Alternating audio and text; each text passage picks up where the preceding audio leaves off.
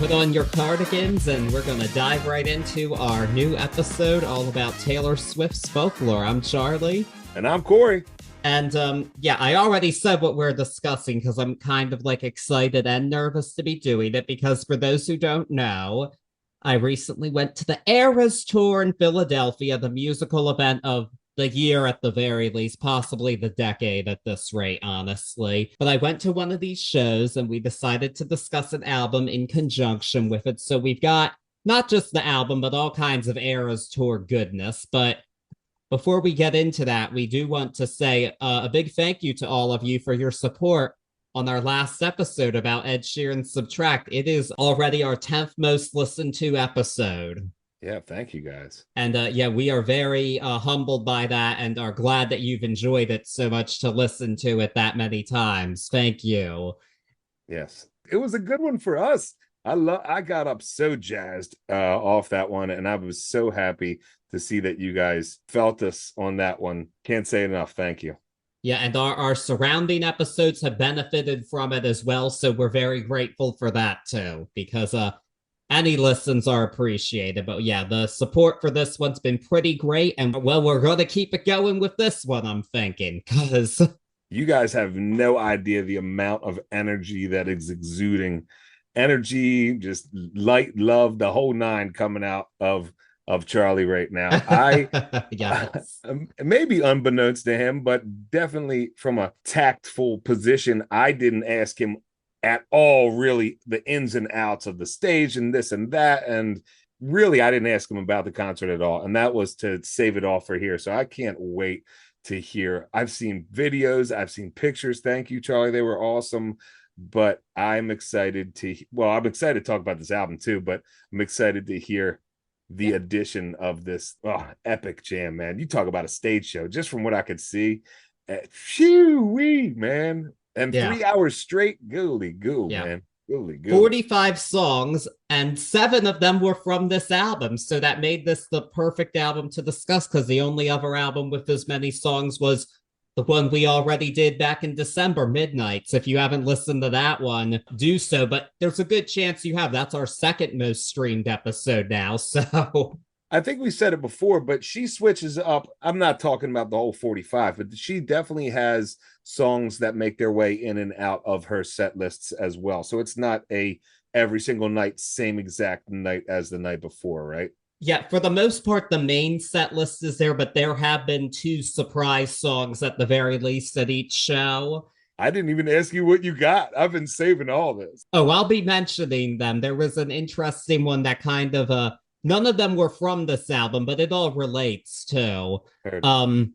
And also another thing is it does seem, if there's, in this case at the show I went to, the opener has a collaboration song with her, and they did that together. So that was a very cool addition that not everyone will get to, but I'm guessing we might get it again with another opener that's collaborated with her before, Haim, but that will be later in the tour. The opener for the show was a special guest appearance? Yes, during the song. Yeah, Phoebe Bridgers and her did Nothing New together, which is from the Red re-recording. It was one of the Vault tracks, and it was reimagined as a duet. Oh, Taylor Swift, you continue to blow my mind as just a fan of music, as just a fan of art, period. There's so much going on there. Yes, there is. But before we even got to this Eras tour, I mean, we might, this whole thing might not even be happening, but because in 2020, the year this album was released, we all know the world changed because of the COVID-19 pandemic. And Taylor Swift was one of many artists who was supposed to go on tour that year, but it didn't end up happening because of this pandemic. There was no Loverfest. So during this time, she had to isolate with everybody else, but she said that she just let her imagination run wild and read more books, watched more movies than ever before, because what else are you gonna do? Weren't we all doing that? I mean... Exactly. It's a cool constant on the albums that we've seen. I'm just going to use her and Beyonce's and Harry's too. Just regardless, it's such a neat constant that the world was so shut down that we all were down to the same exact thing. And I really think that's why some of the great music came out of this, because we're all just down to our roots, stuck by ourselves, watching too many movies and reading too many books. But that's how it goes. In my case, playing way too many video games, but it took us to where we loved. That's when I started streaming. It was Yeah. a wild place for everybody. Yeah. I was a nut and got a job at a grocery store. I what can You I say? did, I you can't did, sit still. you That's did. my problem. I was just like in the house for 2 weeks. I was just like going absolutely crazy, thinking the world was going to end. I'm like, if I actually don't get out, I know we're supposed to social distance, but this is not going well. I need to contribute somehow, and I did. But I made it through that okay. So And I mean, speaking of art, we wouldn't have the podcast anecdotes of these songs that got killed for you by being played over the grocery store loudspeakers. That would have never happened if it yeah, wasn't for this era as well. this is true. This album, one of the songs made its way on, but it didn't figure its way into the grocery store too much. But yeah, the big difference between this isn't the only album that we've discussed impacted musically by the pandemic, but it was definitely the first because this came out very quickly. But while she was doing this anyway, because she's a songwriter, she wrote. And she had met Aaron Dessner the year before, and he is a part of the band The National. And she had asked him, how do you do your songs? And he told her, well, what my brother and I do is we create instrumentals and send them to our lead singer to write lyrics. And that's how we do it. And she was intrigued by that. And she was a fan of their music, and he was a fan of hers as well. And so she reached out to him in like April of 2020 to work together. And they did this process together. But she also called on her trusted collaborator, Jack Antonoff. He produced like at least half, if not more, of Lover. I don't remember that off the top of my head, which was the album preceding this, whose promotional cycle was absolutely destroyed by the pandemic. And so they just created, and it's not just about COVID, it's really about how she just thought of these different images and went into the folklorian woods. These are folk songs, at least based in that tradition, and just based on stories that we might just call that American folklore, those old stories. And she really drew on that. Yeah, I mean, if not American, just folklore in its essence. And that's what like we were just saying, that's what she was consumed by, are these movies, these stories. And she was all over the board. She was watching movies back from the 50s on, reading books all over the place. And I love that that's where this inspiration for the folklore comes from on this. I'll take a step back because I'm also very enthralled. I said it before, there's always something going on with this lady. And whether it be genius inside of songwriting or music composition, or just really being able to take life by its horns. And for me, the key to being successful in anything is really to keep yourself so wide open, but also being able to really sift through the crap, but pick out the gold.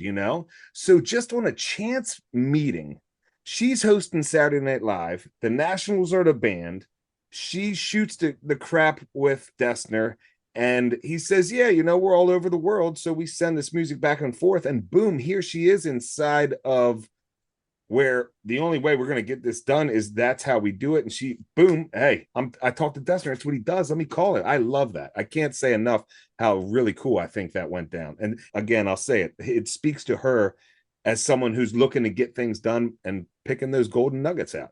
Yeah. Because this is not a lady who likes to sit still. That's for sure. That's just not her. Yeah, it was either this or get a job at the grocery store. You know Yeah. what I'm saying? Oh, yeah. Yeah. Social distancing would have been damned if Taylor Swift ever worked at a grocery store. That would have.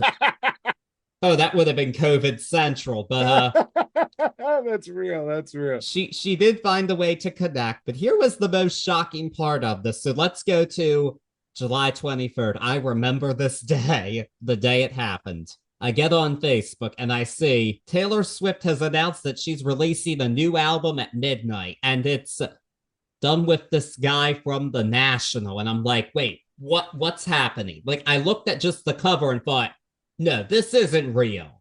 It's not April Fool's Day, but this isn't real.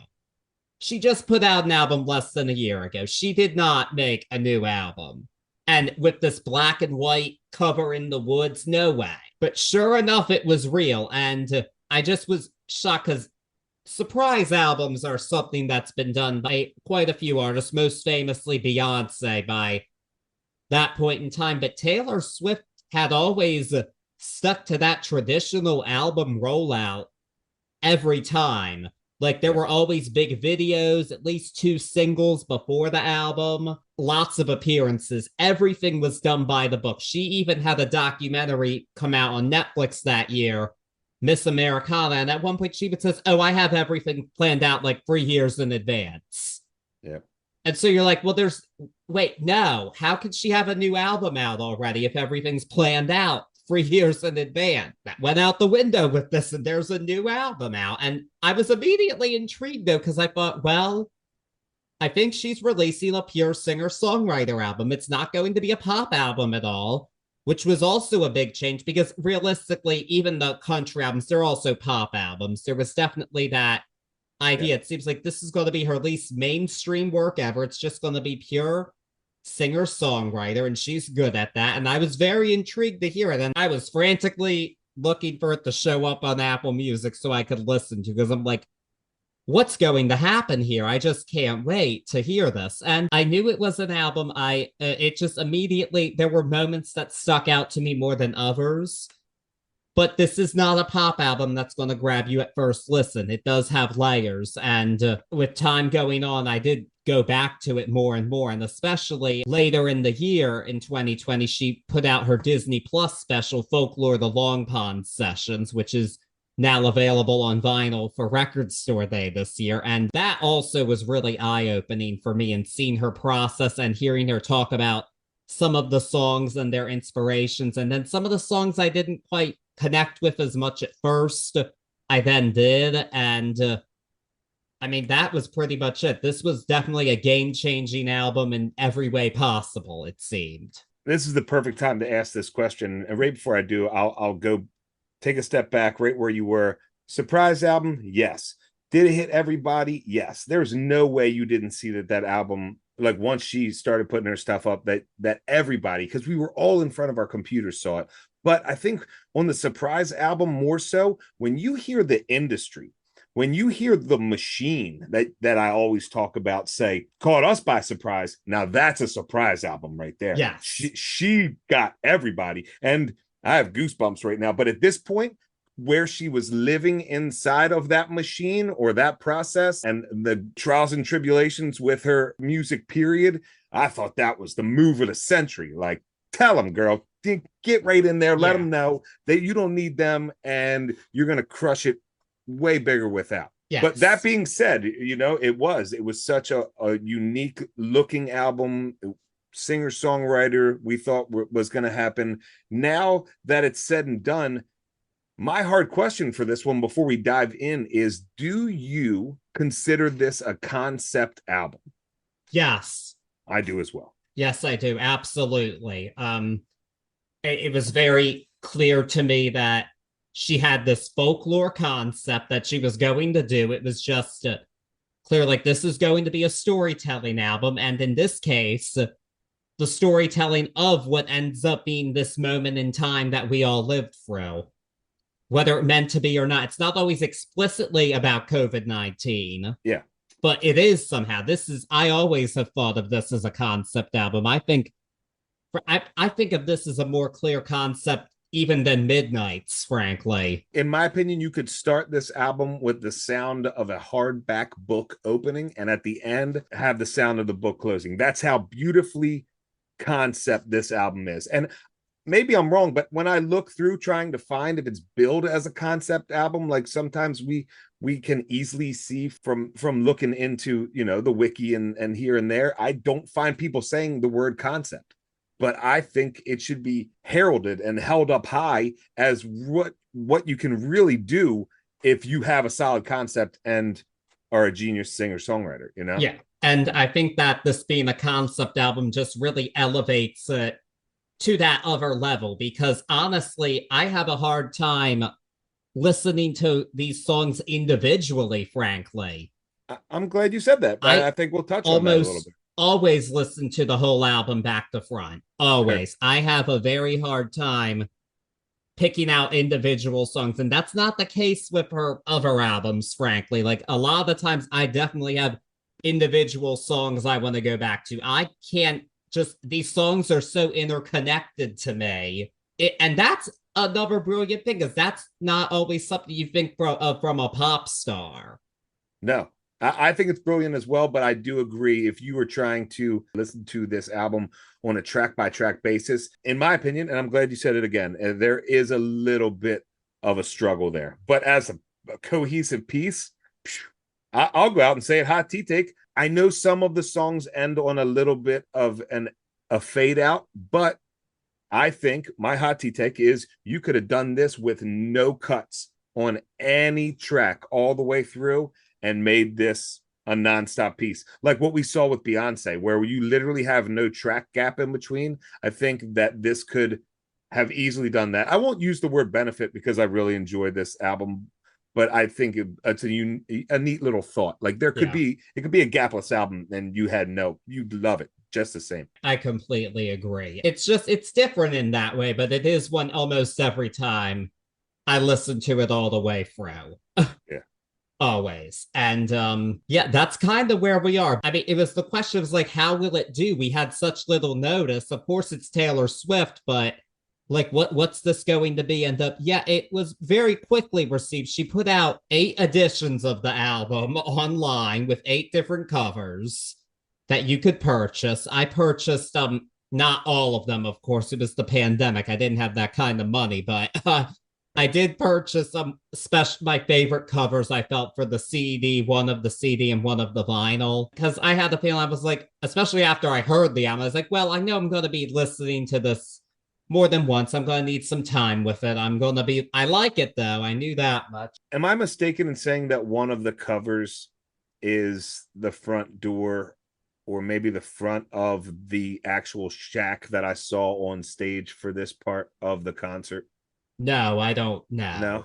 No. For some reason, and I don't have them in front of me, and it's wild that I didn't look, but for some reason, the cover of this album is like a mossy shack with a wooden door on the front of it. Yeah, I mean, with the aesthetic for what she did on stage during the folklore segment of the show, she definitely went into the visuals that she did do for this album. And she did that for all of the airs, but I have to say, I think this particular one was stunningly done to have the moss covered house up there. Yeah. And even a green dress to go with it, I got to see, which was just perfect. Yeah, I have to say, overall, I would probably say this or the Midnight segment was the most well done of the whole show. Here. The Midnight's one was just a serve, but I mean, you want to talk about a juxtaposition. From what I've seen from your videos, the mossy shack and then those ballroom dancers, in front of it and then on the big screen, just insane, man. Insane looking. Yeah. This was a true production. And it's sad that there's no more tickets available. People are resorting to listening to it outside the stadiums now, but I've been there. I've been talking about this all week. And to the listeners, you might get where I'm coming from. I'm an old fish head, and Charlie was like, yeah, they're doing some, people are out in the lot chilling, listening to it. They're tailor gating. And I was like, oh, you mean like Shakedown Street? Like you're going to a lot for a Taylor show? It's so wild. I've been talking about it all week to hear. I'm wondering, were there actually ever 20,000 of them out there, deadheads? Yeah. 20,000? You kidding me? That's what I'm hearing. There's a nation of people out there. Yeah, it is. It is intense, and I'm curious to see how this is going to go for the rest of the tour. That's all I can say. I just hope it goes smoothly wherever it is. I think I'll say this: Philadelphia can handle the crowd. I'm not sure everywhere can. That's my main concern about this. I'm telling you, man, as long as the people are respectful, the towns can handle it. Just don't go in there negative. Trust us. Learn from the Yes, best. Learn from the deadheads. Learn from the tour kids. You can do this, Swifties. Go on Swift tour. yes, yes. Philly was incident free. Please keep it that way. That's all I ask. Because I Uh, don't we don't need any more bad juju associated with the Eras tour after the ticketing fiasco. yeah, just don't let the nitrous mafia get a handle Oh on. yeah. There were already comments I saw comparing it to the fish parking lot. It's like, where are the balloons? Oh, it's such a wild thought. Go on, Swifties. Get your tour going. Get ready, Taylor. You're nonstop for the rest of your life now. Summer, fall, and maybe a little winter. Yeah. That's it. Taylor's gonna turn into a touring performer, and I love it. Yeah, I don't know what is going to happen after this tour is over. We are living in a wild time. That's all I can say. We are indeed. She's young enough. She can handle it. Go for it, girl. Yeah. She is doing it, but I have to say, to go back to the tour, I am one of those people. I did have to see what the set list was before I went. I wanted to see it as soon as opening night. And I mean, I was immediately surprised at how long the set list was. I was like, oh, she's really doing all these songs. Oh my goodness. But Folklore was one because this is a smaller, more intimate album. This isn't a big pop album. Yeah. And I figured, well, this is obviously a stadium tour. It's like, how are these songs going to come across in this big stadium presentation? Like, there were certain ones I'm like, I know she'll do these. These are pretty beloved, but I was really pleasantly surprised to see just how much she did from Folklore and how well it ended up translating to this stadium show. Because this is the kind of album I could imagine being done on like a theater tour. Like I would have imagined her playing like the Met in Philadelphia, not Lincoln with this album.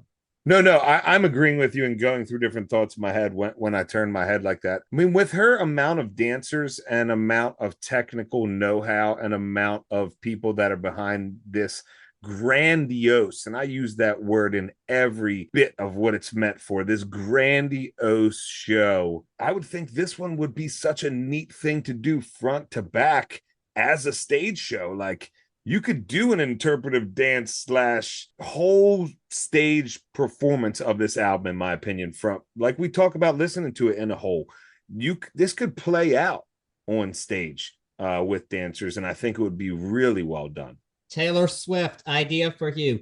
2025 Folklore 5th Anniversary Tour, front to back. Let's There you go. There you go. Let's see it. I will bite some heads off for tickets, not gonna lie. We'll just hang out in the lot, dog. I've been doing this for years. We got this on lock. Oh, no, I need to see this. If it's Folklore, Evermore I'll listen to in the parking lot. Folklore, I'm seeing the damn thing. No, we'll get in. Don't worry. We just keep our fingers in the air.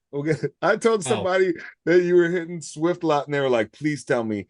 I was like, he's looking for a ticket for Friday night, and they're like, dude, you tell me he's out there looking for like a Taylor Swift miracle. So like in the dead and touring communities, there's these things called miracles. And now it's a little bit contrived, but back in the day, people used to walk around with their finger, just one finger in the air.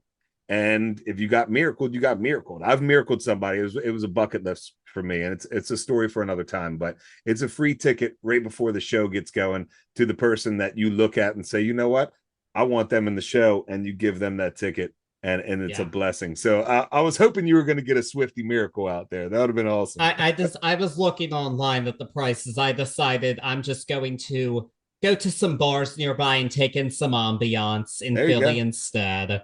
And then I saw there were like 10,000 people outside, which terrified me a little bit, not gonna lie. I'm like, okay, I got my experience though. I'm not complaining at all. I hear you, brother. I hear you. But yeah, with that all being said, I'm just ready to dive into this one. I mean, there's not background, obviously debuted at number 1, 846,000 copies sold first week. Yeah. And yes, this did win Grammy for Album of the Year. And I mean, obviously, as it should have. I was out at the bar and I said, I am buying everybody a shot if Folklore wins Album of the Year. And it did. And I paid, and I don't regret it for 1 minute because this album is just, it's that album. This is one of the albums that actually, when we really started this show, there were, at least for me, there were certain albums. It's like, these are the albums I really want to discuss. They're like just those cornerstones of your life you really want to discuss. And this was one of them that I've been looking to do since day one of this show. Yeah, I'm glad we get to do this one. I'm so Yeah. excited to do this one. Yeah. With that being said, let's get into Taylor Swift's Folklore.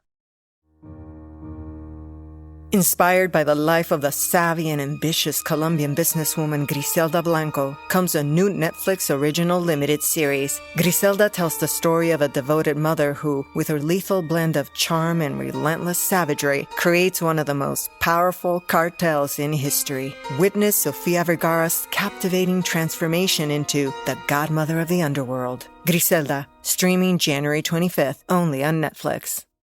And so, our album begins with a song called The One. And this is a breakup song with a bit of a shuffle kind of beat to it. Great opening line. I'm doing good. I'm on some new shit. Just a great summation of this album, I feel like, because it's like, okay, this is a new sound we're getting, but this isn't really reflective of her at this point in time. 2020, she is in her relationship still. Some of these songs are now a little bittersweet after knowing that her and Joe Alwyn are no longer together. Yeah. Hey, it still works, but I'm gonna say it now. This is her best album opener, in my opinion, because not only do I like the song, it's just such a smart way to transition us into this new sound. It still has enough of that pop feel to it that it's like we're going from the Lover sound into this one. It is a perfect introduction to this album, and that's just it. And yeah, I like the song too. It's got great lyrics, great vibe, great production, all of it. I'm so glad you opened with one of my favorite thoughts. And I guess it's really inescapable, but even back when I first heard this album, it struck me, and it was a moment. That first line with this soft sound that is familiar, like you said, we're still in this love sound. So it's not like she hits us with something way off the deep end, but she contrasts this soft sound with a curse. And just that curse word in the first line, her saying that, there's no other way for me to say it other than just a perfect contrast to get us listening. It automatically for me captured the subconscious listener. It was almost like a hey, and it was right off the bat in the first line. I love it. I love her writing throughout this album period, but speaking of first listen, or even first listen this time, I just really enjoy her writing here. The small bridge that she does in this with the persist and resist line, I think is one of the best in the song. I just can't say enough good stuff. And what a way. I am not a Swift expert like you, so I won't say her best of every album, but what an opener, and what a way to open this storybook that we're about to go through. Yeah. I don't think mine's necessarily the most unpopular opinion. Some people who are attached to certain songs might not agree with it, but I don't think this is sacrilegious by any means to say this is her best album opener. Heard. She has some strong ones, so it is high praise. This one naturally did open the section of Folklore when I saw her. It wasn't like that at first, but she switched it after her breakup with Joe Alwyn was announced. That this was added onto the set list. Oh, yeah? Yeah. Which it seemed pretty intentional because the song that initially opened it was a bit different in tone, let's just say. But I'm glad the switch was made. I like the other song too, but this one's better. I was really happy, and I could tell in my section I was the most excited to be hearing The One. That's wild. I would think this is the only way you could open this set or this piece of the concert. So that is pretty mind-blowing there. Yeah, I'm glad she switched it, because it's a hell of a way to open it. You get everybody listening. Oh yeah. Musically and lyrically, we talk about it, but I like to talk about it a lot, is that whisper instead of yelling, because they got to bring their ear in, and this song does that. Yes. But in terms of the profanity, I did forget to mention this. This is the first Taylor Swift album to have the parental advisory sticker on it. And yeah, because she was somebody known for a long time. Oh, she doesn't say bad words. She didn't say shit on an album until her sixth album. Yeah, it was a beautiful opener, and she sang it while laying on her moss-covered house in her green dress. So that was perfect. It fit perfectly. It's not green at every show, so I guess I was lucky for that. Though I would have loved to have seen the purple dress too, because I'm a purple boy. I love me some purple. Didn't the purple dress get hit in the rain night, the torrential downpour that they had a couple shows before that? It did, but I'm sure they'll be able to launder it with their kind of money or remake it. Or there's probably like 4 of them just in case. Probably. Yeah, the wardrobe budget for this show, man, she actually did change her clothes more than Cher during the show. I'm not kidding with you. Damn. Just a heads up. If you're a first-time listener, that is a huge remark coming from Charlie. No, and he knows. That's why. There were changes done on stage. No shit. Heard that. Not even kidding. That it was not a joke. Heard. This one at all. So I'm just telling you, this wardrobe budget was pretty impressive. There were none on stage during the folklore segment, but and just searching through the song as you said that, her going through the breakup and popping this in, it's super fitting. You're right. It is super fitting for this wish we could have been soulmates kind of song to open up. Yeah. Always something going on there. I said it. Yeah. I said it earlier. As we said, as we learned at midnight, she's only cryptic and Machiavellian because she cares. That's real shit.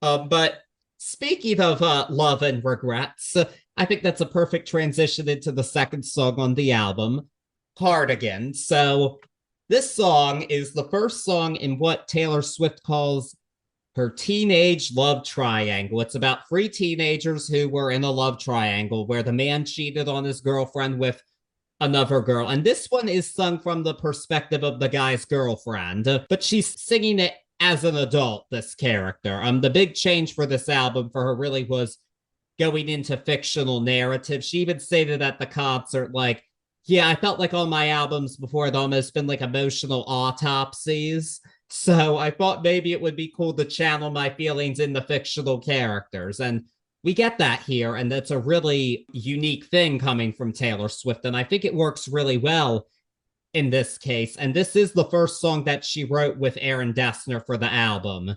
So it's the one that began it all. And my favorite thing about this song is that we kind of just... I like that the refrain is not the typical pop song structure. It's something different. I knew you following. It's a different every time. My favorite is I knew you tried to change the ending, Peter losing Wendy, but it's telling me like this reads like a poem, not a pop song. And I really enjoy that device being used here. You stole my notes. Get out of my notes. So it's that it's so in the poetry sense, it's that ABBA change inside. It's sick. You get them all, but of course, Peter losing Wendy.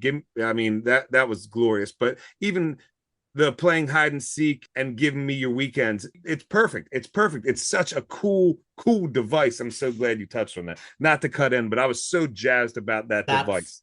Oh. That's the highlight of this song for me. Absolutely. I've always really liked that. And just to show how off the wall we're going here, how different this is for her, this was chosen as the single to kick off the album. It was released with the album, but this is the one song on the album that got a video.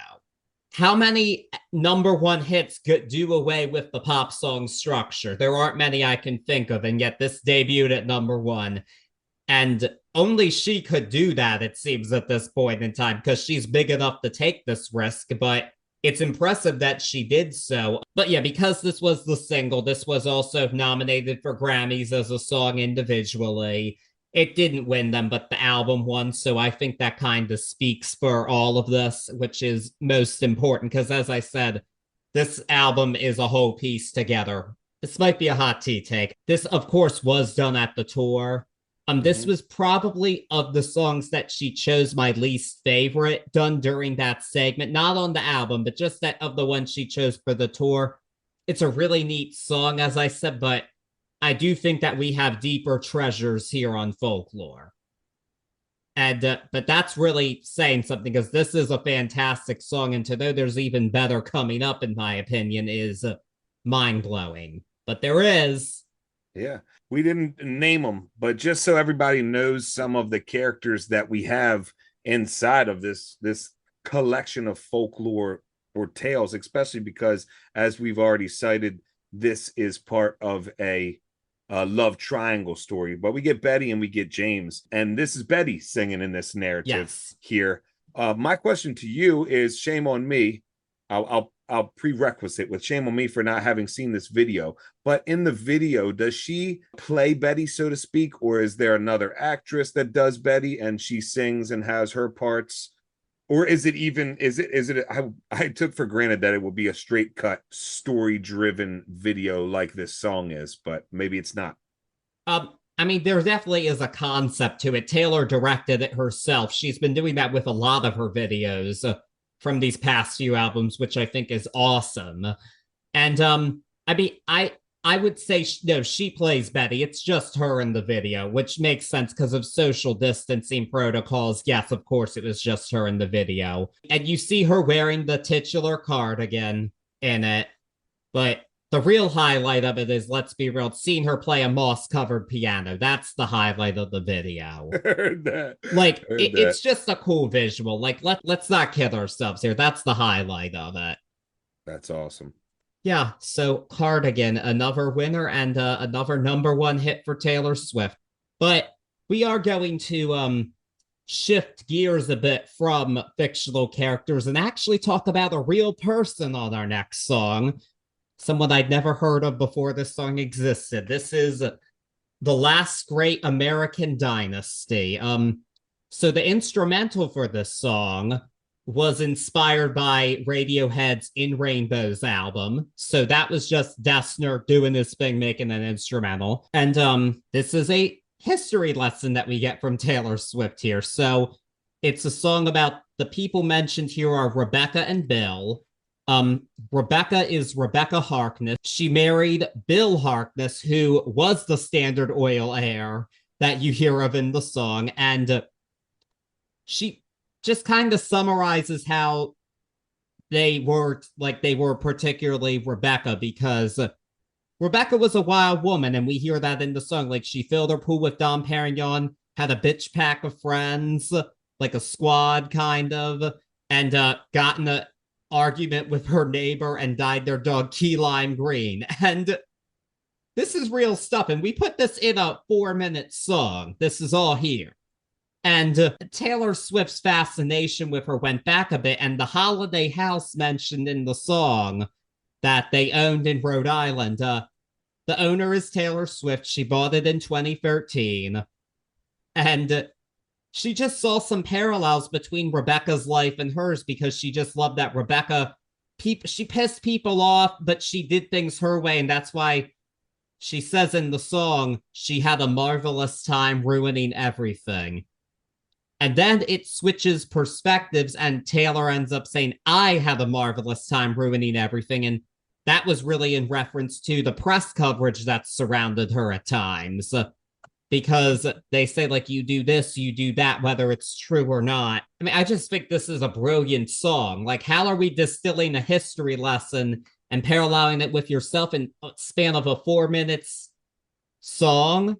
And it's the most electronically based song here, too. I do want to note that. But yeah, I love this song. I was so happy that she has included this on the set list. And this was my favorite moment of it. This was the one with the aforementioned ballroom dancers. And it's perfect for this high society thing that we're doing here with this song. I'll lead with what you said almost last. Is for the first 3 seconds, I remember the first time I heard this song, and then re-listening, for the first 3 seconds of almost every listen to this, that glitchy, not my words, that's the music world's words of the drum track here. It's like a glitch drum track. It's like, ugh, but that goes away in 3 seconds. Not only do I love the way this is written musically, but I more so love the way that inside of this history, distilled history is such a great way to put it. how it's wrapped up in this bow by the last verse. And you gave me a new perspective on this because I really enjoyed it thinking that she had just switched and really ended up being this beautiful bow to this short story, to this folklore story inside of this book. I go back to this book, but I thought she had just switched into finally giving a triumphant yell from Harkness's point of view, but even cooler knowing that she switched it, spun it on its head and said, you know what? This is where I draw the parallel and I'll sing first person by the end of this song. Truly, in 4 minutes, it is a wild undertaking. And here it is totally hitting the mark all the way through. You can easily mess this up. You can easily mess a lot of the storytelling up here, especially because we're trying, or in its concept, we're making them their own entities, which is a tough thing to do.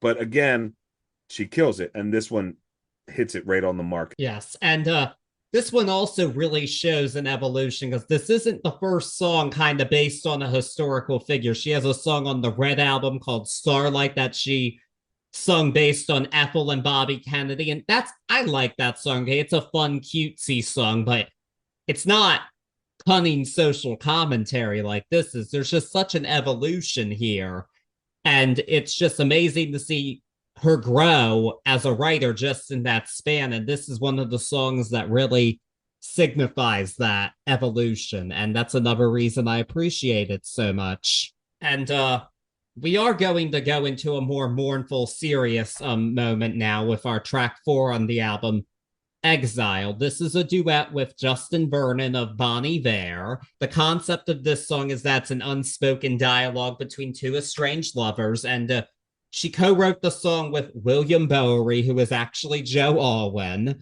and she wrote the song and did both parts. And her and Aaron Dessner, they said, well, who are we going to have do it? And she thought Justin Vernon would be great. And funny enough, Vernon and Dessner have a duet project they call Big Red Machine together.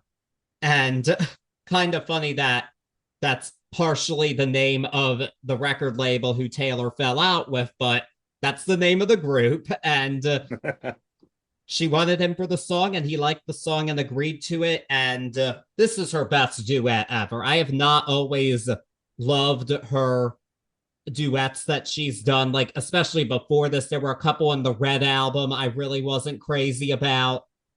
This one, though, it is so haunting, especially that bridge. You hear them singing it in such conflict, and just, this song just makes me speechless, and it gives me chills every time, and it takes my breath away every time. And if you haven't listened to it, you need to. That's really all I can say about it right now. Yeah, I'll give a little guidance if you're looking to see exactly where Charlie was talking about there. At 2:32 is when they do a contrasting call and response. But I'll get to that as I go through this song, because I'm so glad you said best duet, because really this is a very finely done duet in its own right, regardless of who's in it. But the way this starts out, we, at least on this album so far, or we talked about the sound before, we're accustomed to this Taylor sound, and we get to this song and it opens with a baritone voice. In my opinion, not only opens with this baritone voice, but these are Swift lyrics. Okay, so there's, in my opinion, there's this stamp that maybe she doesn't even know. It's just her style. Her writing style is there, right? So it hits a little bit harder for me, and I love it, that this baritone voice is singing these Swift lyrics, which is wild, and you can feel that. But you say chills, goosebump inducing song. I don't care how many times you listen to it, it is goosebump inducing. And as these estranged lovers, so the baritone voice, of course, is the man at this point. Then you get Taylor's voice, which is the female, and they really start divided. And you're like, oh, are we just going to do this one verse? But no, the song musically is composed to crash into each other, culminating where we get to this 2:32, and they're stepping on each other's, not even speaking directly to each other, but musically stepping on each other's lines. And I thought that was such a genius composition. And it is so powerful. It is so powerful, as many songs have told this story, but this one is just delivered. Oh, I can't say enough good things about this album. It's not just because Charlie saw Taylor this week, like we are literally going through this album without any of that context. I would feel the same way about this song. It's just a really, really well done song. If there's one track, and we talked about not listening to one track on this one, but if there's one track that I think could be taken out of and still have as much impact, this is definitely one of them. And it's also one, if anybody listening is like, man, maybe I'll listen to the album, just listen to this for the pure fact of, one, it's not really ever what you'll get from have gotten or so far from Taylor. And two, it's just that good of a song musically, period. It's a classic. And it might not even be up there with the classics, but it should be, because it's written so perfectly. It is in my book. And I did not hear this one live. Of course I didn't, because it's a duet. And I have a feeling that Vernon is going to show up at the Eras tour at some point. Aaron Dessner already has several times.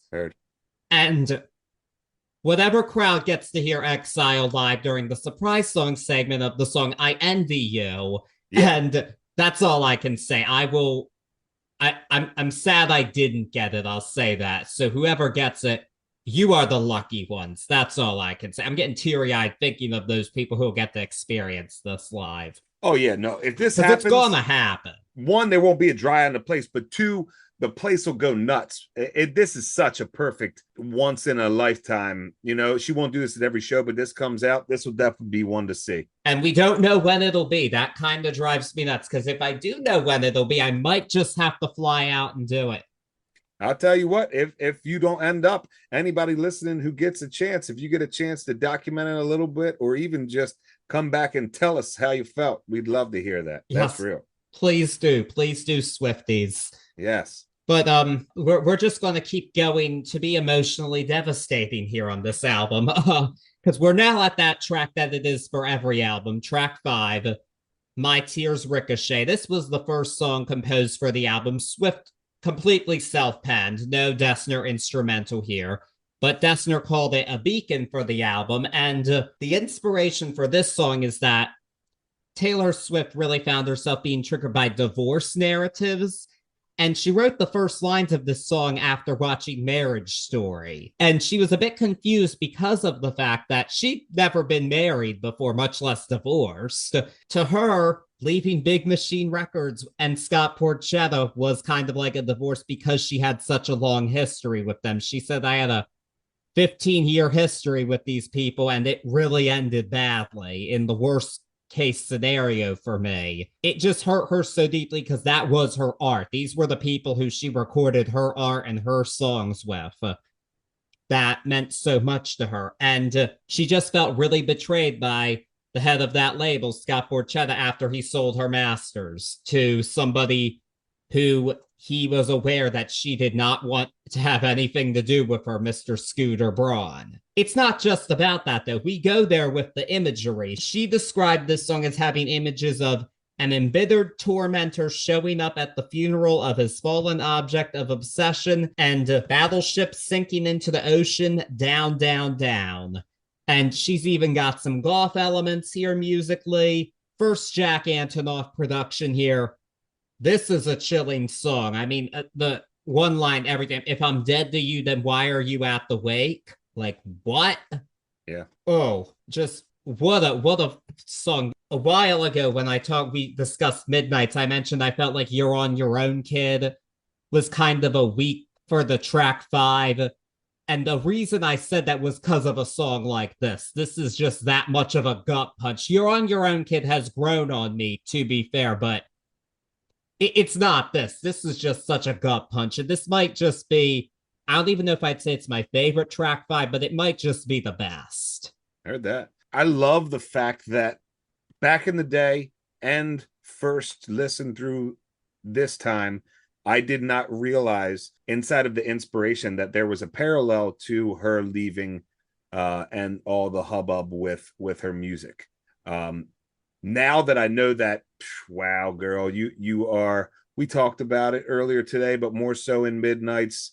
Really, just you are so great at telling these deeply anecdotal offerings from inside your soul without ousting anybody, without even the little inkling of what's going on. Because without knowing that, this song is still just as chilling as a divorce song, its own entity again inside of this book of folklore that I keep going back to. It really is. It's the reverb chorus behind is the main vocal is just like so dreamlike or like almost like haunting.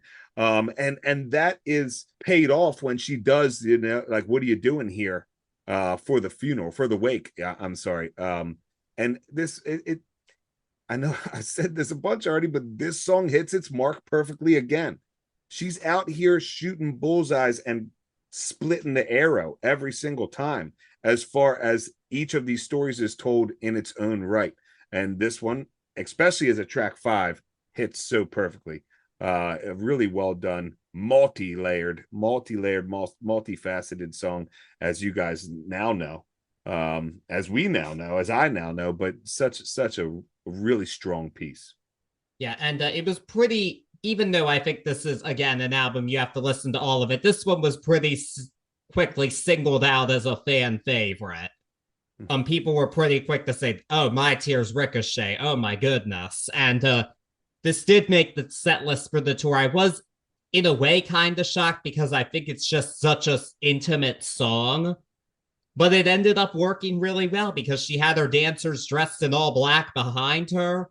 And it was a chilling live performance. And it was very impressive. They conveyed that in a football stadium, but they did it. So hats off to them for that. This was another highlight of the concert. But we are going to lighten up just a little bit, fortunately. Not all the way yet, but a little bit. With another very dreamy song, track number 6, Mirror Ball. I would say I think this is the most introspective song on the album. This is very clearly her singing about being an entertainer. She's comparing herself to a disco ball, and she wrote it after she had to cancel her tour in 2020.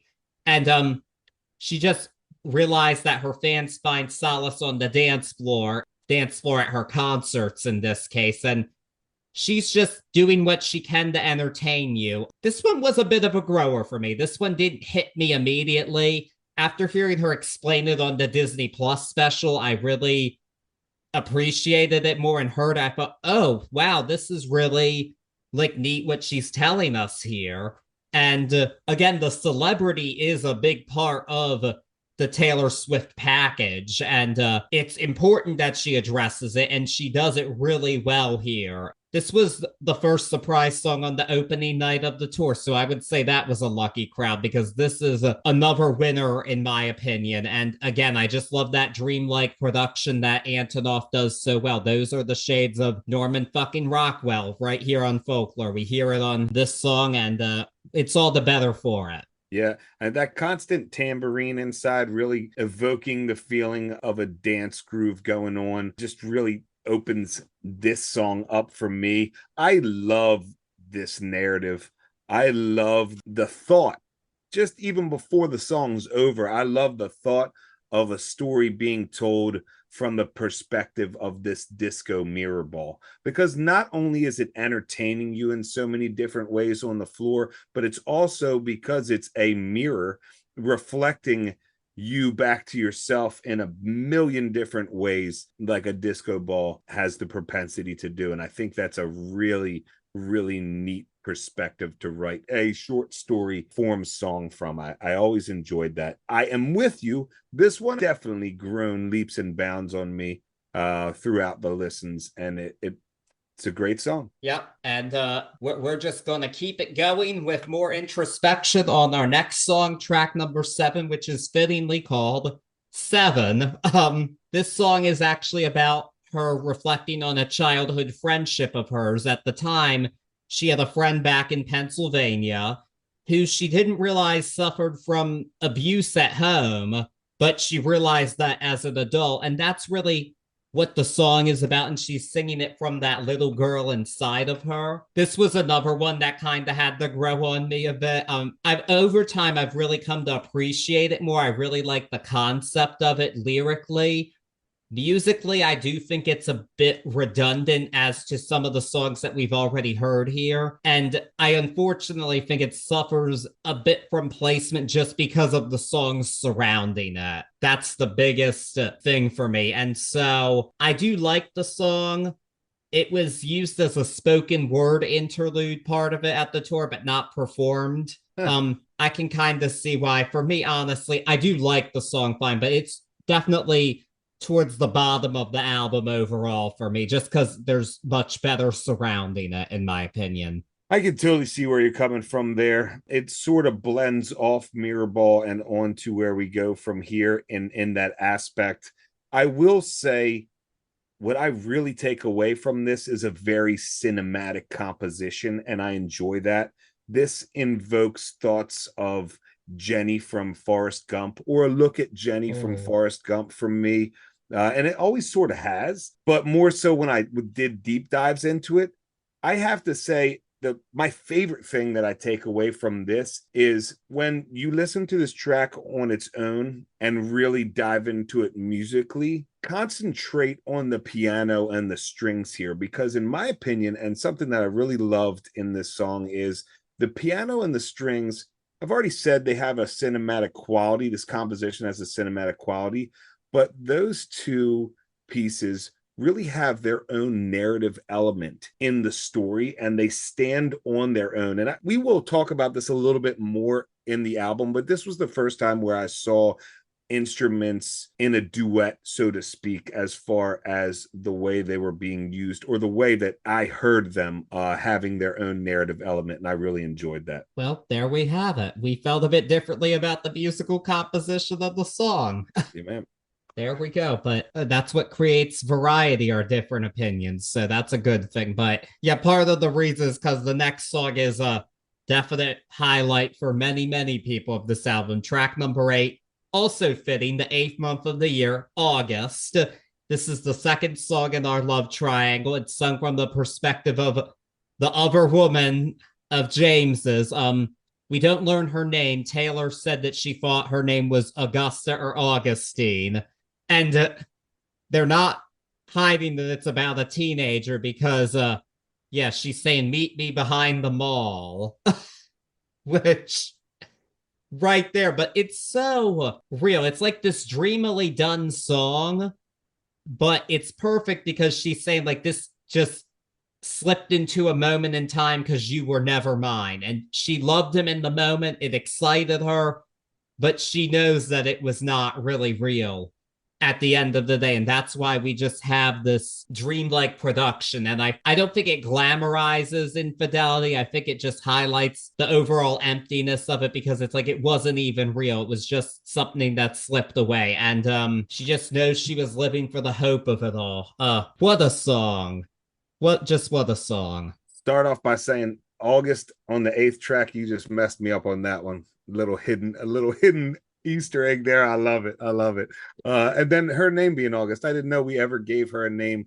This, unbeknownst to the listener, I believe, or I would say as myself as a listener at this point, is part of our love triangle story. And we'll learn more about that later. But as its own story, it was a really connectable piece right off the bat. You know, this is a summer love, whether it's told from the story or whether it's told from the point of view from a girl or a guy. This is a fleeting little summer fling. Maybe, you know, I agree with you. It doesn't say infidelity is a good thing. It just screams young summers, you know. In fact, I really think that for me, the bounciness of her vocals in here, which I love, they scream to the point of youth for me. That bounciness was really youthful, and I loved that in the composition of this song. I will say that there is never a time that I can listen to this without it invoking thoughts of the Cranberries' Linger. And maybe it's because of the soft snare on it, but every time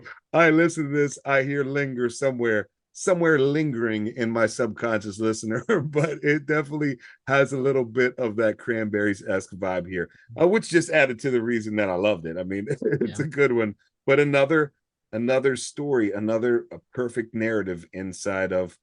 I don't think any of these are much longer than 4 minutes. No, she's So telling her stories in a compact manner, which I think is a very important point too, because some of the earlier albums they have kind of long narratives, and sometimes it's good to be succinct, and I think this album shows that. It definitely does, especially this track. Yeah. But honestly, if I were thinking of the Cranberries, I think of Dreams for this song. Okay. Okay, I can see that. I can see that. I really think it's that snare in the back of Linger and in the back of August that get me going on this. I just think Dreams, but then again, when I hear Linger, I think of my dad's cover of it. Do you have to? Do you have to pull my finger? Oh yeah, you might not want to go there. Yeah, that's the dad joke version of Linger by the Cranberries. I love it. I love it. But before we get to the next song, I have to discuss this song is very quickly singled out as a fan favorite. It especially has peaked during the month of August in streams. I wonder why that is. And I had a feeling it's like I don't know how many folklore songs she's gonna do on the tour, but she definitely has to do August, and she sure did, and it did not disappoint. And the highlight of it is seeing her run across the stage in her bare feet. Just that young love summer she was bringing to it. I love it. Well, the surprise part of it all comes up later. We'll talk about it when we get to that moment, but we're not there yet. But anyway, now we are on to our next tune on the album, which is a breakaway from that teenage love triangle. This is called This Is Me Trying. This song is sung from three perspectives, and it was mostly inspired by how Taylor Swift felt after she was canceled in 2016 because of Kanye West and Kim Kardashian. And she has said that she felt like nothing during that time, and she really did retreat from the public eye. And honestly, from an outsider perspective, I do think it seems kind of like extreme. It's like, well, why were you so affected by this? But later on, we have learned more. I do feel for her more because really she didn't actually do anything wrong in the situation. And I always thought it was very odd that it was just accepted that Kim K leaked part of a phone call. Isn't that like a huge privacy violation? Like, I heard that, but is that even legal? And we're just overlooking that she did that, but I don't like her anyway. So but enough about her. She's not important to this. This song isn't just about that. No, we also talk about alcoholism here a bit, Taylor said. And this to me is the most representative song of this pandemic because I think we were all just trying in the summer of 2020. It was that time. And it's not quite as oblique as the other songs here. It's much more straightforward, but I think that directness serves it well. And it's also just a beautifully orchestrated song. It is. It is. Wow. I didn't think about that. You guys don't get to see the behind the scenes stuff, but I pointed to my arm because Charlie gave me goosebumps on that realization there. This is all of us trying. I didn't even put that one on there, and I love that. But this one being, I didn't realize that this had a little bit of the Kanye Kim crap on it. I'll use the word crap. But for me, when I dove in and read that this was, about the alcoholism or maybe the getting out of, regardless, struggling, trying with this alcoholism, it really hit. And for the past couple of weeks, I've been saying you won't hear me talk about the musicality if as much as I usually do if the song is like geniusly written. This one's geniusly written, but they are killing it on the composition on this album, okay? Because this struggle song, this trying song is set on top of a drum beat that is just off the beat. Like it's an offbeat drum beat that goes throughout this. And for my whole subconscious listener theory, this is saying struggle without saying it already. Then the orchestration behind this song or in this song builds to a point where it almost gets muddled upon itself. And for me, that was really reminiscent of like a head full of regret and lost thoughts that are fumbling around inside of this person struggling with alcoholism. And it ends with her almost whisper yelling, like, I'm trying, you know. I love this story here. I love the way it's told musically. I love the way it's told through a poetic narrative. This is it's just another perfect entity, another perfect short story in this book. If this book was in my hands, I would hand it out to people and be like, yeah, there's so many good stories in here. And then there's like a reoccurring story. Like I can't get over how beautifully concept this album is. And this is one of the ones that's way up there for me because the musicality of it is thought out with just as much intricacy as the narrative, and that is genius, folks. That's what genius is. Yeah, yes it is. Yes it is. But we are going to once again switch gears into a kind of standalone fictional character song, I would say. There's some think it could have been part of the love triangle, but it sounds like it was not. But No. some people thought it was. But this one is Illicit Affairs, another song about infidelity. And this one, it just shows that there really isn't love in illicit affairs and clandestine meetings. I love that phrase, clandestine meetings. She's just pretty much saying it's dishonest and fake, and that's a good message. That's important to know. So one thing that's pointed out very frequently is that Taylor Swift knows how to write a killer bridge to a song. Best bridge on the album is this one, I think. I mean, just for her to say, and you want to scream, don't call me kid, don't call me baby. Even amidst this serene acoustic backdrop, you hear that anger just spilling out, and it is so darn powerful. And that August surprise I was talking about, I had a feeling August is going to be on the set list, but oh, she actually combined it with the bridge of Illicit Affairs. She did the last minute of it right after August, and that was awesome. That's cool. That was absolutely a highlight for me. I knew it would be happening, but it was still just as awesome seeing it. Oh my goodness. That's cool. I loved that part of the show. And they really are a perfect combination song-wise, because I think they show different aspects of this infidelity topic that we're covering here. And they're just sister songs that, like I said, you can't. This is a book we have here. These are different stories being told together. These are just, it's just another brilliant song that just goes in so well with everything else here. Yeah. I have to disagree with the people. I'm with you. I have to disagree with the people that might think that this has some way to be tied into the love triangle stories. I disagree. This is older than the love triangle stories. This has a much older sensibility to it and almost feels like it's in a different time from the narrative for me. But this does go right along with what we've been saying coming through here is the genius of songwriting and the genius of composition. And I will go maybe a little farther than I go off the beaten track, but stay with me here because this song is amazing in its way of being able to tell such a sad story without burying it under characteristically sad sounds. So we almost get this happy sound, which for me inside of this, especially sang from the narrative of the woman in the affairs, it really has this fake happiness. And it's a very fine line, but so well done in this musically. I love it. The frustration, like you said, you can hear the sadness and the frustration come out in this whole entire song, but like you said, in the hooks. And that frustration keeps itself hidden behind the guitar, like this affair tries to keep itself hidden as it goes along. I can't say enough about how intentional this is. You know, sometimes I reach, and I love doing that. I love trying to really see where a song could take a story, but this is in my opinion, a very, very on purpose composition, and it couldn't be handled any better.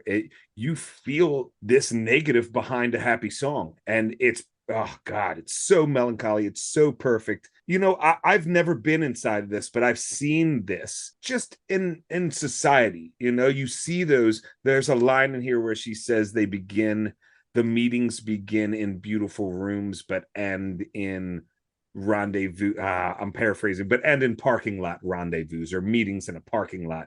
And you see this. I can, not having been inside of it, still connect. And most of that comes because this perfectly portrays the feelings that I have when I see things like this happen, in life, period. It's such a well done song. Trying not to use the word genius on this, but I mean, dissect it, like go through this and listen to the way this track is built and listen to the choice of instruments. And then while you're doing that, listen to how pissed off and sad and just broken down this narrative is. And if you have a different opinion, come and tell me about it, because I'd love to hear the flip side to that. Yeah, really. For real. What a song. But you know what?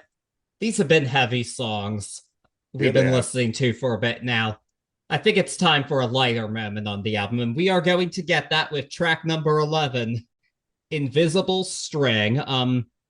I would say this is the love song of the album. It's just about these soulmates who have an invisible string that brings them together. And she very much is talking about her relationship with her now ex Joe Alwyn in this song. She talks about, like, we were doing different things. I was reading a book in Centennial Park and you were working at a yogurt shop, and we get a glimpse into their lives together and how they're it's very real. I feel like this isn't a real saccharine love song. It's very real.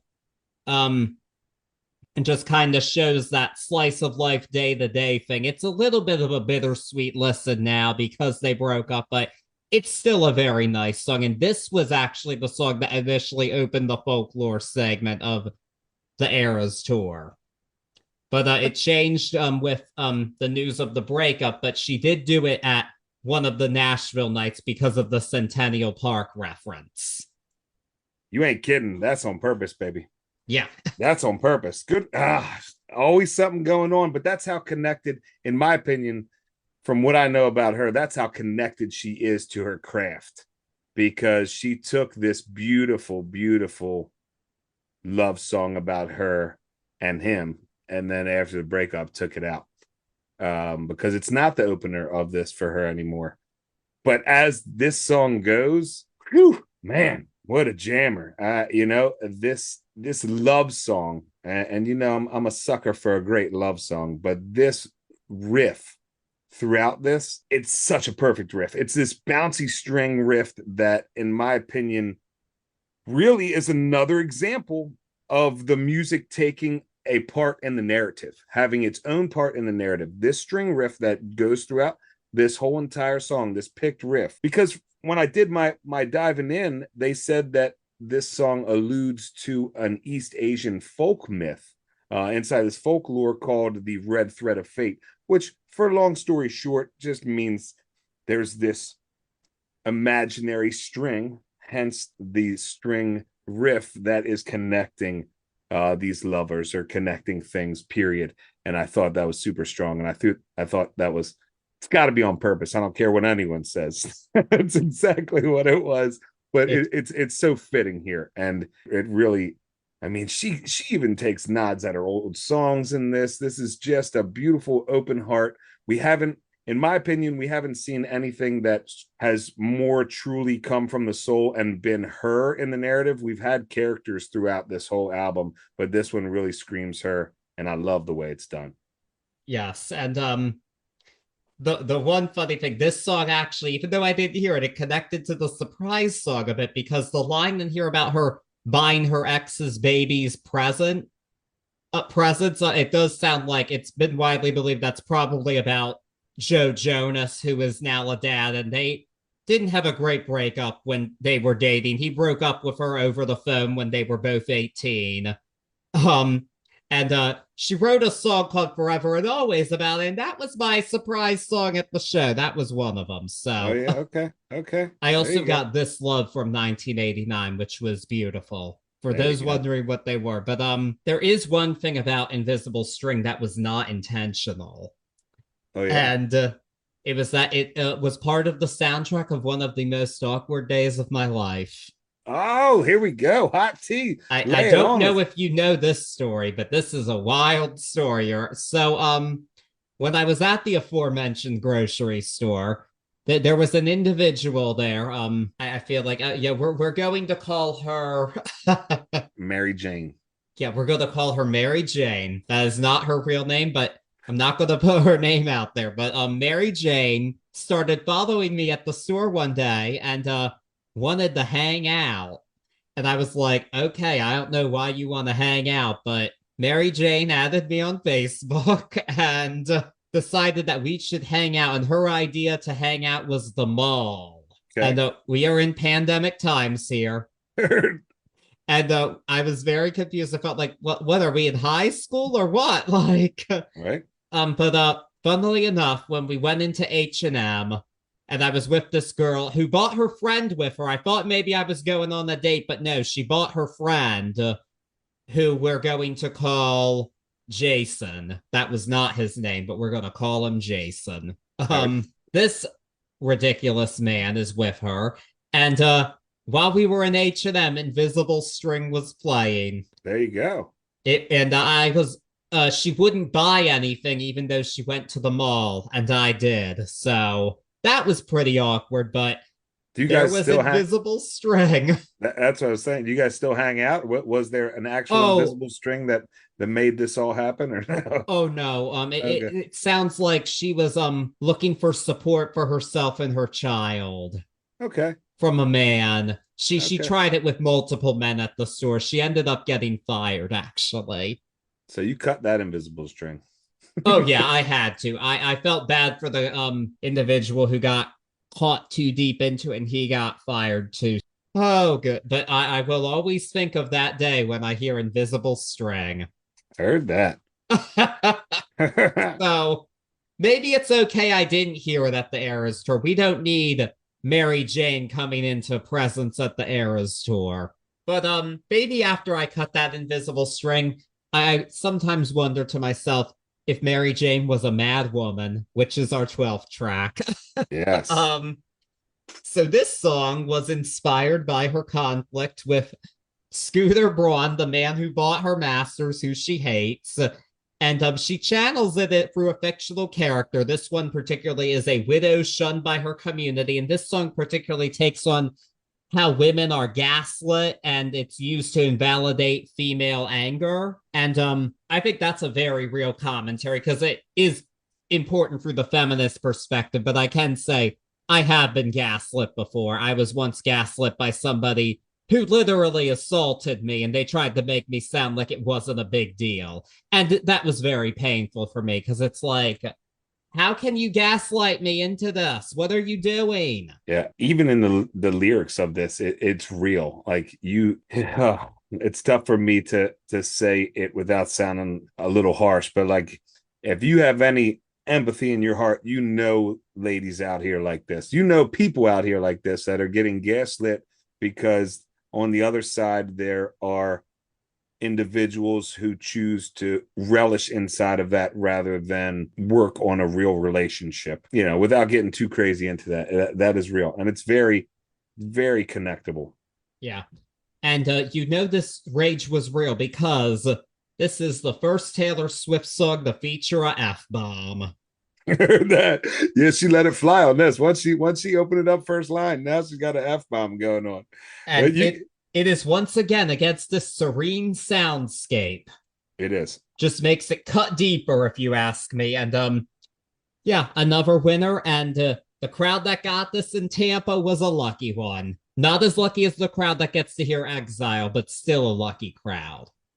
Yeah, this one is really there in the lyrical genius of it, like we we're talking about. Hot tea take. This one is the only one really for me on the album where I'm not saying it's terrible. I'm not saying anything near that. The music falls a little flat from me on this one. It is a very serene soundscape, but it's a little flat. I got a even hotter tea take for you here. I'd like to hear Miley do this song. And I'd like to hear her do Ooh. it just a little bit harder. And I think this one fucking soars. So just some food for thought. I really think that Molly could pull this off. I'm not, don't get me wrong, Taylor. I'm not saying anything negative. I'm just saying it would be a cool cover to hear her do this and take it just a little bit harder. I think she could really take this up a notch. What Miley is, she tends to do pretty well with her covers. So I think you've got a good idea. I hadn't thought of that, but it makes sense to me now. So hopefully somebody who knows Miley Cyrus is listening and will tell her to cover this song. I'm sure she will. I think she would do it. I texted her, but she hasn't got back to me yet. She's busy right now, and that's fine. But okay. All right, Miley. We see you're too important for turntables and tea. Oh, never, not Miley. But really, all of this stuff, there are sometimes just issues that just really affect everybody and really make you come down to earth. And two of those things are war and the pandemic. And those are addressed on our next song, Epiphany. This song, well, the war part of it is inspired by her grandfather because he served in World War II and he just never talked about it because it was just harsh. And a lot of people don't talk about their time in war because it can be, quite traumatic, understandably. As they say, war is hell. And however, this unseen, unspokenness stuff about war, it made her think of the plight that hospital workers were facing at the height of the pandemic in 2020. And we have verses about each of those. And I think it's a great parallel. I think it makes sense. It didn't make sense quite to everybody. Some people thought it was muddled. I totally disagree because, as she even says, they didn't learn this in med school in the song. Makes perfect sense. I'm biting my lip over here because, of course, it makes perfect sense. This parallel is perfectly said, but you're looking at the soldiers of each of these. I have a little bit of extra love because my wife and my mother and many others that I cherish were out there in the thick of it in the healthcare field, but they were the soldiers.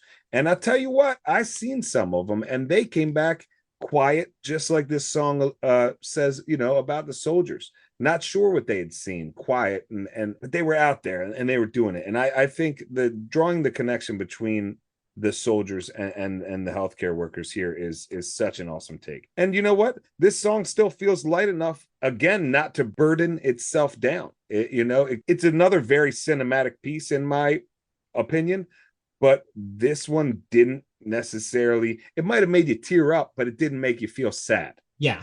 Yeah, and it wasn't too devastating to listen to, which I think is important. And this one, when I do hear people say what their least favorite song is, I hear this one cited pretty often, and I do not agree. It's not, I do have a clear least favorite song here. We're not there yet, but it's not this one. I think this is a beautiful song, and she's already done over half these songs on the tour. I think we're going to hear every song on this album at some point during the tour, and I'm going to be jealous of the crowd that hears this one too, because I adore this song as well. Yeah, I can only picture this being like a straight up compilation of shots from the healthcare field and maybe a shout out beforehand on the tour, as far as a stage show goes on this. Maybe not. She might take more of an artistic take, but this is an easy one where you could just put up pictures of all your fans that were out there working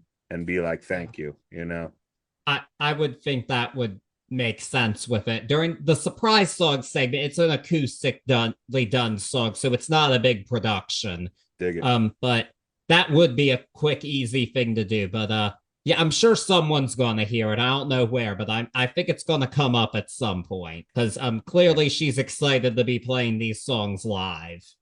And just a quick shout out to Taylor. I know you're listening. I'm here for stage ideas as well. It's not just me and Miley out here, girl. I got you.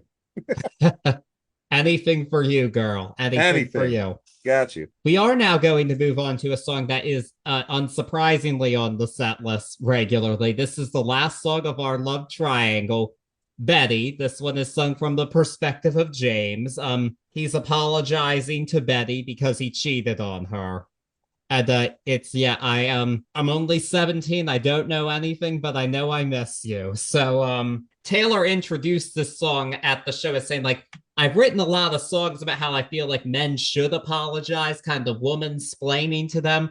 But I thought, what would it be like if a teenage boy apologized? And this is her version of that. So, yep, he did that. Some people thought this was a queer song because they're obsessed with the idea of Taylor Swift possibly being queer, but she confirmed it is not, that she's singing from the perspective of James.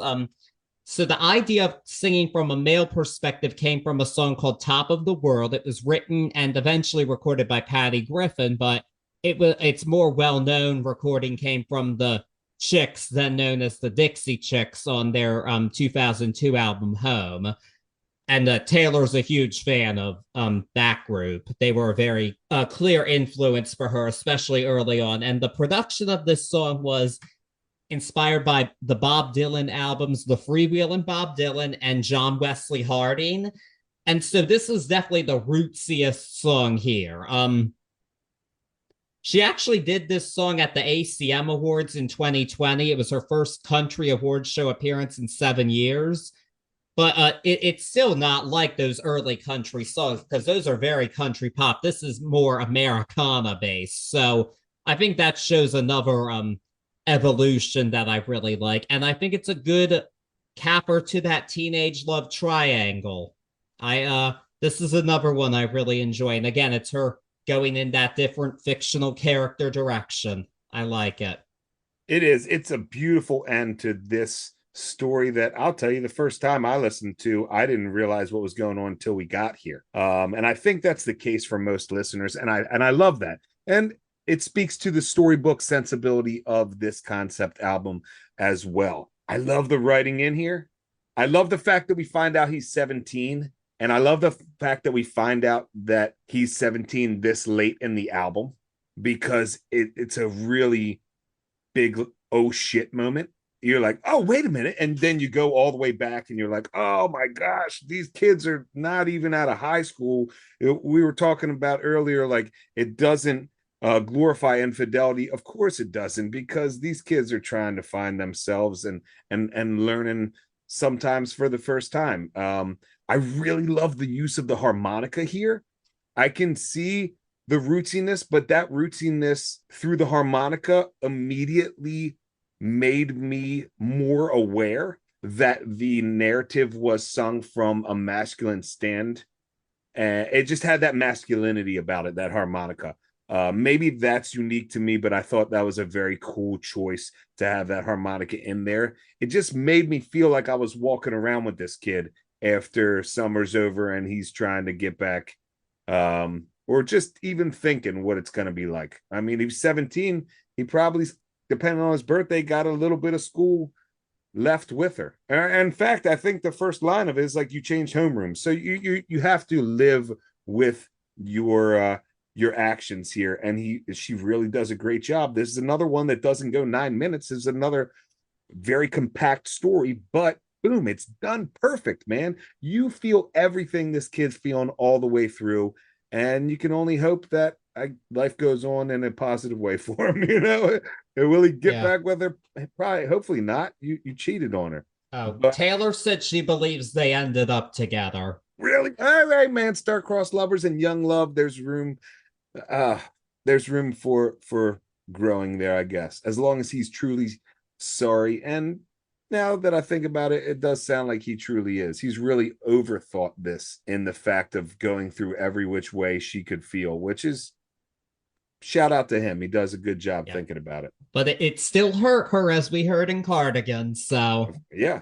What and the Cardigan callback in here where he talks about she shoots it all the way back. It's so great that I'm saying he talks about it, because that it speaks to the power of her as a writer in this character setting. But she shoots all the way back to kissing in cars from Cardigan on this, and I love the way this is written. I love the way it's told. Such a neat narrative and fitting for this storybook. Yes, yes. And we are going to continue our storybook with our penultimate track of, well, the standard edition at least. This one is Peace. This song also addresses her celebrity, but this time through the lens of her relationship, because she wonders if she can ever give her man peace because of her celebrity. Her life is hectic and people are always following her and wondering what the hell she's doing all the time. So she said that the instrumental she heard for it made her feel peaceful, but she felt the lyrics had to be a bit more they couldn't just be peaceful. They had to have a bit more to them in her mind. This one has never been one of my favorites here. This is where it loses me a bit. I think that I like her vocal a lot on this song. I think musically it's just a bit too low key and tranquil for this album. Even I just mm, this one doesn't all the way do it for me. I like it okay, but just after what everything else we've heard, not quite my favorite, I would say. It's in a tough spot too. It's in Yeah. a tough spot right after Betty. Searching for an extra level of love for this song. I even tried to reach and be like, is this the final one of their story? Is this Betty with this full reflection? I don't think so after going through it. And I love that bass line riff, but I'm with you. It's tough. It's tough here. It's not a bad song. It's a cool song. It's written really cool. It's a really neat reflection piece, and it's balancing on this trio of bass lines, but it just doesn't hit like the rest of this album hits. No, and that's its biggest issue. Yeah. When you're on something this stacked, you gotta like live up to expectation, and this one just doesn't quite get there. And now we're at the end of the standard edition as we first heard it. Eventually the deluxe was made available for all, thank goodness. But it ends with Hoax, which is another song about the anxiety she faced in her relationship. This one, yeah, this is the gun to the head least favorite for me. And I don't think it's really horrible or anything, but I just think that we're really retreading what we've heard up to this point in the album. And I don't think this is a good closer. And that's why I'm very grateful they made the deluxe edition that was first just a physical only bonus track, but they needed to change that because that song's an actual closer. We'll get to it. But this, I don't think, this is just kind of fades away and you forget about it for me. I got to be on the opposite side on this one. I got to be on the opposite side.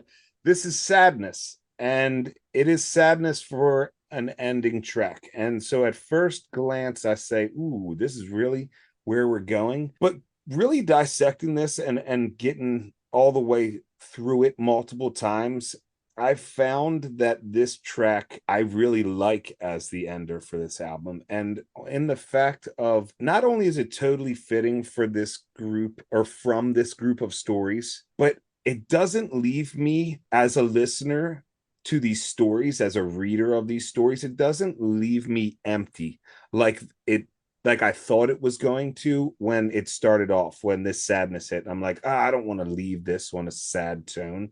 In fact, this narrative inside of Hoax, it really leaves me as a listener fulfilled. And a shout out to the storybook, it really leaves me like the end of a great book where I'm ready to close the book and tell people about these stories. And I dig the way it does that for me. At first, I really thought we had a just dreary ender, but by the time I got to have some real look into the song, I feel like it's a really neat closing the book here. Yep, but this book does have an epilogue, it turns out, with our bonus track, which is The Lakes. This one is about, it's kind of her imagining like a getaway from it all, to go to the lakes where the poets went to die. And she ideally wants to go there with her man, of course. And she released this to streaming a year after the album, on the album's year anniversary. Initially, it was just a physical edition only bonus track, but she still did it in the Disney Plus special. And it was initially much more orchestral, but she made it smaller for this, which I think was smart because it's folklore we're talking about. This is an intimate album. Yeah, to me, this is the actual closer of the album. I think this is a much better closer than the previous one. And just she's really showing that like she's a poet here. That's really what it is. And that's just yeah, I really just what a strong closer for this. This to me is the true ideal ending. And I'm sad that it wasn't the standard edition closer. That's really all I can say about it. I'm on the opposite. I'm on the opposite. I love that we end up on the opposite side on these last two. Hmm. This is a great song, and it crushes. It really does. It climaxes at this beautifully composed crescendo, but for me, I feel like the song is really a beautifully dreamy outro take. And I think I would like to think that she knew that, and that's why it didn't I'm end the sure she actual did. album. But the beauty about this is, and I'll switch from the storybook just a tad, but in the vein of it being a complete piece, this is almost like a credit roll, like a perfect credit roll track. In almost every aspect, but mostly in the fact that after this crescendos and starts to cool back down and end, it really gives a way for all of the instruments that have been used throughout this album to musically take a bow and leave the stage almost, or just leave our presence. And I like that. I think it's a cool outro, but I on the flip side, I'm happy that this didn't end the album, because I don't think that this for me has the fulfillment that Hoax gave me in its message. The poet dying is a cool afterthought, but for me, Hoax finished this book all the way. All right. Well, there we have it. Differing opinions on how this story ends, but we have turned the last page of the book we call Folklore. So, Hey, man. oh boy, Ooh. what a journey. What a great album to discuss. And also lots of fun for me to discuss my Eras Tour experience, of course. Yeah, man. Now the question is, I think we are on the same page here. What's your grade for the album? What a crazy, beautiful concept in a time where we all were on our own with our own stories, whether it be the ones that we were living or the ones that we were consuming throughout the COVID period, throughout being in the house away from everybody. This concept comes together and gives a shout out to that folklore that we were all enjoying. And not only does it give a shout out, but it writes itself as one of the better folklore compilations of our time, whether it was musically, whether it was poetry. It really was just written as a beautiful homage to its title, to its name, and to what it was about. We've covered every single thing I wanted to say musically about this album, and even though we didn't agree towards the end, I really feel like this album never falters, never fails, never falls down, never has to explain itself. It just goes from front to back. I haven't used the word genius that many times, but on all levels, I give the utmost respect to everybody involved on this album, especially at the time period that it was recorded. Yeah. For that, I can only give it an A plus. I gotta agree with you. I can't diverge from that. I'm not even that crazy about the last couple of songs, but this is so significant in that regard that we can't deny this brilliance here. And what to sum it up for me, I will say 1989 was the album that made me a Taylor Swift fan. Folklore is the album that made me a Swiftie, because anybody who's doing this, it's like, okay, no, you are everything. I liked you before, but now you're in my top echelon, and she's not going anywhere from it after this. It just anybody who has this in them. I mean, I'm not even kidding when I say I put this up there with classic albums from your Joni Mitchell, Stevie Nicks, whoever you want to say. This is up there with them. This is pure art. And again, one of the reasons I wanted to do this show was to talk about albums just like this one.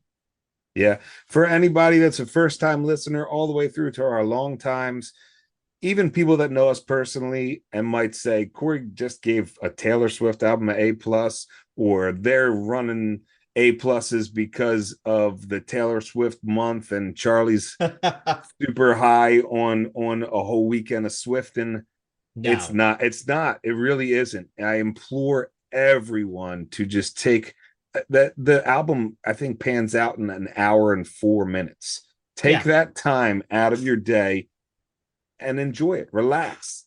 Yeah, and And even if it isn't for you personally, like it might not be for you musically, but you cannot deny the craft that goes into this, whether you personally enjoy it or not. Like I've heard some people say, "Oh, I thought it was kind of boring." It's like, but this is another one like a Norman Rockwell where you have to really look into it to see the layers there. yeah, And even if you don't love it, you have to admire the craft that goes into it. yeah, just like a short story book or a book of fables, or you might not connect on every single one, but pick the book up and thumb through it because there's definitely something in there that's gonna connect. And Yeah. in this case, the great writers always do, and she's got us on this one. Yeah, she made her, and she put her, if you doubted her before, I think this is the point where nobody could, and this is her most critically acclaimed album, unsurprisingly. And I mean, this is how we're getting to where we are. This has helped make her bigger than ever. I think a lot of people who might have doubted her before and just thought she's just a pop tart, they Yeah, had to think otherwise because of this album. I'm here with my hand raised high in the air on that, straight up. I've learned so much about her just doing Midnights in this and then diving in. But yeah, of course, this is one of those albums that I think anyone would be hard pressed to walk away from this and not be like, man, that's an artist right there. Yeah. This is why I had to go to the Eras tour. This is what made me a Swiftie. This is why I had the gap. This is it right here. Yeah, a little bit of behind the scenes how the sausage is made. I can't remember a time of us doing this podcast where you hadn't said, like, we have to do this album sometime. And it just ended up being this time, Yeah. It honestly very well may have been done sooner if Midnights hadn't come out, but when there was a new out, it's like, let's do that. Let's get into that one. But yeah, I knew the day would come for this one, and I'm so glad that it's here, and I'm so glad that I got to discuss my Eras tour experience. I wish I could relive it over and over again. My bank account's not going to let me do that. My bank account will not let me go throughout the whole tour, but it's fine. You got to do how I used to do on Fish Tour and sell garlic grilled cheeses. I gotta sell 70,000 of them each time. Heard that. They might not be $1 this time. They might be $12 grilled cheeses. You spray paint them gold and you're good to go. Yeah. We'll have Swiftie themed grilled cheeses and cocktails coming to you. Don't you tempt me with a good time. I'm all about. Yeah. But we have to say our favorite song for the album. We have to do that. You go first. It's changed over time. I've had a hard time with it. But it's The Last Great American Dynasty. What a brilliant fucking song. It is brilliant. It is brilliant. Maybe it's my suckerness for a beautifully put love song. Maybe it's that I've been picking the guitar lately more than I have in a while. Ooh. But Invisible String is my favorite jam on this track. Okay. Oh, yeah, right. I wasn't expecting that, actually. I thought you were going to say Exile. I almost did. That was honorable mention there. But Invisible String, the way it's picked and the love song, that's the one for me on this one. Yeah, but thank you for listening, and thank you, Taylor Swift. You've been good to us on this podcast. That's all I can say. You've given us some good stuff to dive into. And so we did do a poll last week. And funnily enough, it wasn't our most voted on poll ever, but it was the first poll that got us a tie. Actually, a freeway tie. So we will be finishing out the month by doing 2 of those albums that got in the freeway tie. The other one will be tabled for another time. We're not going to say no to that, but we will be getting to that when the time is appropriate. It's just on the table for right now. And the two that we will be doing. I'm going to announce the first one now that tied in our polls. It was, funnily enough, Radiohead's In Rainbows is what we will be doing next week, and that will be our 50th episode. Ladies and gentlemen, boys and girls, you thought it would never happen. First time listeners, you have no idea what I'm talking about, but go ahead, take this week to go back and check out our first time we did Radiohead. And Charlie and I are going back at Radiohead, and let's see where we go. I know a little bit more about this album. You know what? I'm not going to preface it at all. I'm not giving you any easy outs. I'm going to say this now. If it inspired as great of a song as The Last Great American Dynasty, I think I have to at least give it a chance. There you go. And so that I will say, I'm hoping it will be a different experience than OK Computer. I'm just going to say that. I'm not going to tell you anything on this one. I'm really going to go into it again with open ears. I did last time, and we're going to try it again. And hopefully with better results this time. But it is an album with some tea on it, that's for sure. Yes. So that'll be really fun to get into. But in the meantime, please follow us on Facebook and Instagram at Turntables and Tea Podcasts, and on Twitter at Turntables Tea for updates on our new episodes and what we will be doing and all that good stuff. And of course, follow us wherever you're listening to us, whether it be Spotify, Apple Podcasts, Amazon, Audible, iHeartRadio. We are available on all of them. And you've all been really coming out strong lately to listen to us, and we really appreciate that. And we just ask that you stick around for the ride, because we're just getting started here. We've got so much more cool stuff coming up for you. Not just for this month, but throughout the whole summer. Lots of great surprises coming up. So yeah, until then, I guess just while you're waiting, you can taste the rainbow while you listen to our next episode. Peace.